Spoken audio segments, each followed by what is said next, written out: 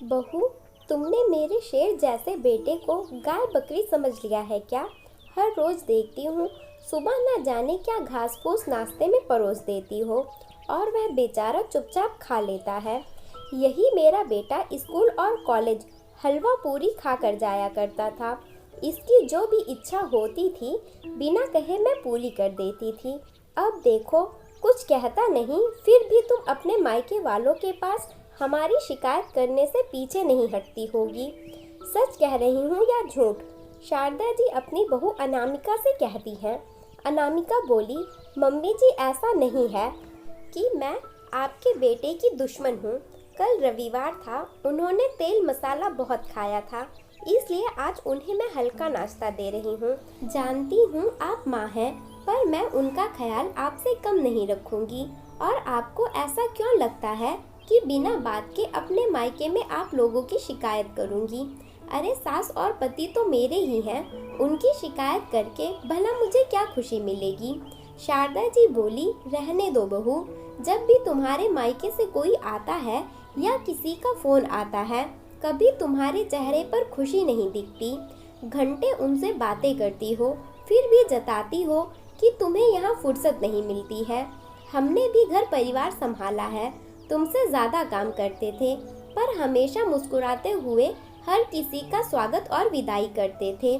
छोड़ो, मैं भी किसे समझा रही हूँ।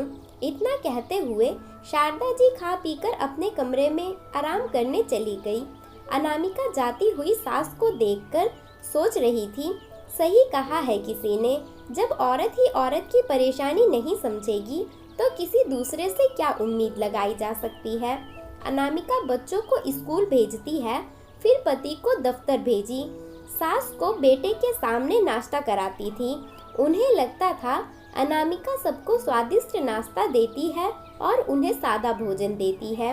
इसी कारण अनामिका सबके लिए एक ही जैसा नाश्ता बनाती थी। बस अपनों से यही उम्मीद करती थी कि थोड़ी सी परेशानी उसकी भी समझे। जहाँ गर्मी में हर कोई पंखे की हवा और एसी की ठंडक चाहता था, अनामिका पसीने में तरबतर हो जाती थी। फिर भी अपनी जिम्मेदारियों को वह समझती थी। एक हफ्ते बाद उसके पति महेश दफ्तर से निकलते हुए बोले, आज कुछ अच्छा खाना खाने की इच्छा हो रही है, वक्त मिले तो बाहर से जाकर पनीर ले आना। अभी तो मुझे आने में वक्त है, तब तक तो बना ही लोगी। वैसे भी एक ही तरह का खाना बना बनाकर तुम भी अब बोर हो गई होगी। घर में काम ही कितना होता है, इसी बहाने तुम्हारा भी दिल लग जाएगा। अनामिका अपने पल्लू से अपना पसीना पोंछते हुए रसोई की तरफ देखती है, क्योंकि उसने खाने की लगभग सारी तैयारियां कर ली थी। फिर भी उसने कहा, ठीक है, मैं बाजार से जाकर जल्दी से ले आती हूँ, आपके आने तक तो तैयार हो जाएगा। जैसे ही अनामिका बाजार निकलने लगी, शारदा जी बोली, बहू बाजार जा रही हो तो मेरी साड़ी की मैचिंग फॉल लेकर आना। अनामिका बोली, मम्मी जी यह दफ्तर से घर आने के लिए निकल चुके हैं और मुझे पनीर बनाने को बोला है। अगर मैं दूसरे काम में लग गई तो रात को खाना जल्दी तैयार नहीं हो पाएगा, फिर यह नाराज हो जाएंगे, तो आपका काम किसी दूसरे दिन कर दूंगी। इतना कहते हुए अनामिका जल्दी में निकल गई। शारदा जी पीछे से बोली, जताती तो ऐसे है जैसे पूरे घर का बोझ यही उठाती है, और मेरा बेटा अगर कमा कर न लाए तो क्या मायके से लाकर खिलाएगी? न जाने अपने आप को क्या समझती है। अनामिका भागी भागी गई और पनीर लेकर आई। बनाने में वक्त लगा, पर गर्मी में बेचारी ने पति और परिवार की खुशियों के लिए वह भी किया। रास्ते से महेश ने फोन किया और बोला, गर्मी बहुत है, कमरे का एसी ऑन कर देना, मैं करीब आधे घंटे में पहुंच जाऊंगा। करीब 1 घंटे बाद महेश घर आया और आते ही बोला, आज मैं पराठा खाऊंगा, पर डाइनिंग हॉल में नहीं, कमरे में खाऊंगा। कई बार बोल चुका हूँ, डाइनिंग हॉल के लिए एक एसी लगवा लेते हैं, पर तुम हो कि न जाने पैसे बचाकर किसे देने चाहती हो। इतना कहते हुए वह अपने कमरे में आ गया। अनामिका सोची, दिन की सब्जी भी है, उसके साथ पराठे भी अच्छे लगेंगे, तो मैं भी आज पराठा ही खा लूँगी। उसने बनाना शुरू किया, बच्चे, पति और सास के लिए। उसने 2-2, 3-3 पराठे बनाए। सबको खाना इतना अच्छा लगा कि उन लोगों ने दोबारा मांगकर पराठे खाए। देखते ही देखते सारा आटा खत्म हो गया। अनामिका किसी से कुछ नहीं बोली।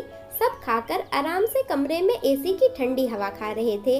अनामिका को भी बहुत तेज भूख लगी थी। जब भी उसे भूख लगती थी तो उसकी बचपन की आदत थी कि उसकी आंखों से आंसू आ जाते थे और उसे अपनी माँ की याद आ जाती है। उसने सोचा अब कौन अपने लिए फिर से आटा लगाए, तो उसने दिन का बचा हुआ चावल लिया और सब्जी के साथ खाने लगी। खाने के साथ साथ नमकीन आंसुओं का स्वाद भी आ रहा था। तभी कमरे से महेश की आवाज आई, अनामिका, तुमसे इतना भी नहीं हो पाता कि कमरे में ठंडे पानी की तो बोतल रख दो। और यह क्या, अभी तक तुम खा रही हो? जल्दी से पानी की बोतल दे देना। एक काम तुमसे ठीक ढंग से नहीं हो पाता है। ना जाने दिन भर क्या काम करती हो घर में। इतना कहकर महेश ने धड़ाम से दरवाजा बंद कर लिया। अनामिका सोच रही थी, यही अंतर होता है माँ बहन और पति सास में। उनकी जगह अगर मेरी माँ और बहन होती तो एक बार जरूर देखने आती कि मैंने ठीक से खाना खाया कि नहीं। तभी शारदा जी आई और अनामिका की थाली को देखते हुए बोली, बहू, तुमने अपने लिए भात बनाया है? तुम तो बहुत चटोरी हो गई हो। मुझे तो ज्ञान देती हो कि भात 2 बार नहीं खाना चाहिए, पर खुद खा रही हो। उनके इतना कहते ही ना जाने अनामिका की आंखों का आंसू फफर पड़ा। शारदा जी बोली, बहू, मैंने तो कुछ कहा भी नहीं और तुम रोने लगी। यह आजकल की औरतों का यही ड्रामा मुझे अच्छा नहीं लगता। थोड़ा कुछ कहती नहीं कि वह रोकर पूरे घर को इकट्ठा कर लेती हैं। अनामिका अपने आंसू पोंछने की नाकामयाब कोशिश करते हुए बोली, मम्मी जी, आपको मेरी थाली में भात नजर आया, पर वह भात दिन का है, यह नजर नहीं आया। आप सब एसी की हवा में खाना खा रहे हैं, मैं यहाँ बैठकर अकेले खा रही हूँ। किसी से नहीं हुआ कि एक बार मुझसे पूछ लेता, क्या मैं इस घर के लिए मायने नहीं रखती हूँ? शारदा जी बोली, अरे पनीर और पराठा बनाने के लिए तुमने ही तो हाँ की थी। अनामिका बोली, मम्मी जी, जब मैं उनकी पसंद नापसंद, यहाँ तक कि उनके हंसी के पीछे की परेशानी भी समझ लेती हूँ, तो मेरी परेशानी को कोई क्यों नहीं समझ पाता? काम वाली जितना आटा लगा कर गई थी वह सब खत्म हो गया था। अब यह सोचिए, मुझे भी तो भूख लगती है। कभी मेरा भी मन होता है कि कोई मेरी भी चिंता करे। ऊपर से उन्होंने कहा कि गर्मा गर्म पराठे चाहिए। महेश कमरे से निकलकर आए और बोले, क्या बात हो गई जो इतना शोर मचा रही हो? और अगर तुमने पनीर बनाकर खिला भी दिया तो क्या एहसान किया?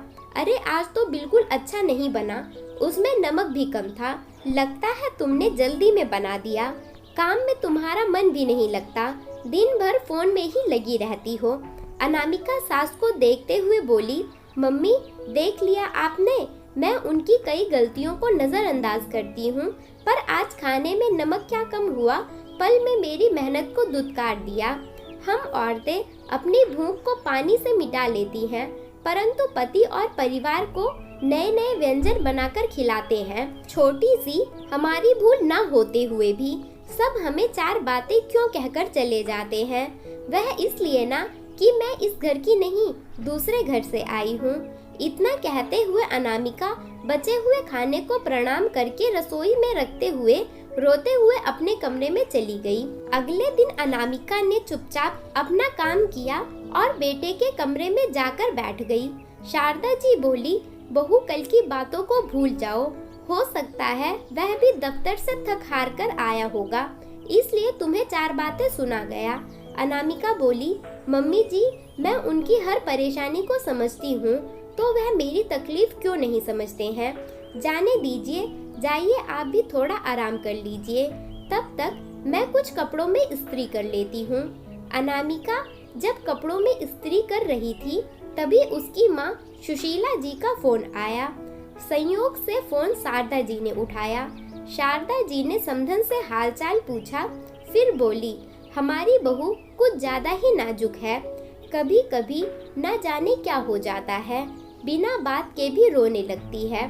सुशीला जी हंसकर बोली, नहीं समधन जी, मेरी बेटी तो बहुत मजबूत है, पर हाँ, जब कभी भूख लगती है और थकान ज्यादा हो जाती है तो वह रोती है। सबको खाना परोस देगी, पर खुद का बनाया हुआ खाना अगर कोई और परोस कर देगा तब उसे अच्छा लगता है। यह उसके बचपन की आदत है। वह कहती नहीं, पर मैं समझ जाती थी कि उसे भूख लगी है। अब आप वहाँ हैं तो माँ की जिम्मेदारी तो आपको ही उठानी होगी, क्योंकि मेरी बेटी तो मैंने आपको दे दी। उसे बहू नहीं बेटी समझिए तो उसकी हर आदत आप समझ पाएंगे। रात में महेश चुपचाप खाना खा रहा था। अनामिका जैसे ही शारदा जी को खाना देने लगी तो शारदा जी बोली, बहू तुम भी हमारे साथ ही बैठ जाओ और लो, आज मैं तुम्हारे लिए खाना लगाती हूँ। अनामिका आश्चर्य से शारदा जी की तरफ देखी तो शारदा जी बोली, तुम सबके लिए इतना कुछ करती हो तो क्या मैं तुम्हारे बनाए खाने को तुम्हारे लिए नहीं परोस सकती? और महेश, जब कभी तुम्हें कुछ खाना हो तो एक दिन पहले बहू को बताया करो, आखिर वह भी दिन भर घर के काम से थक जाती है। हम लोग खाने के समय यह भी नहीं देखते हैं कि बेचारी बहू ने कुछ खाया या नहीं। जब यह सब के लिए इतना कुछ सोचती है तो इसके लिए सोचने की जिम्मेदारी हमारी भी तो कुछ बनती है। सास की बातें सुनकर अनामिका की आंखें भर आई। महेश को भी अपनी गलती का एहसास हुआ कि कल उसने कुछ ज्यादा ही बोल दिया था। उसने कान पकड़कर अनामिका के सामने माफी मांगी और बोला, मुझे माफ कर दो, मैंने ध्यान ही नहीं दिया कि खाते खाते हम कितना खा गए। तुम तो पनीर खाती भी नहीं हो, फिर भी हमारे लिए बनाती हो। मैं बुद्धू, अरे नमक कम था तो ले लेता। अपने इस बुद्धू पति को माफ कर दो। शारदा जी बोली, बहू यह तो बचपन से ही बुद्धू है, इसे भी माफ कर दो। अब रविवार को एक वक्त का खाना या तो हम बनाएंगे या बाहर से मंगवाएंगे, पर बहू को एक समय का आराम देंगे। क्यों बहू, अब तो ठीक है। अनामिका झट से शारदा जी के गले लग गई और बोली, मम्मी जी सालों लग गए, पर आज मैं भी इस घर की हो गई। दोस्तों, कहानी पसंद आई हो तो वीडियो को लाइक और चैनल को सब्सक्राइब करें। धन्यवाद।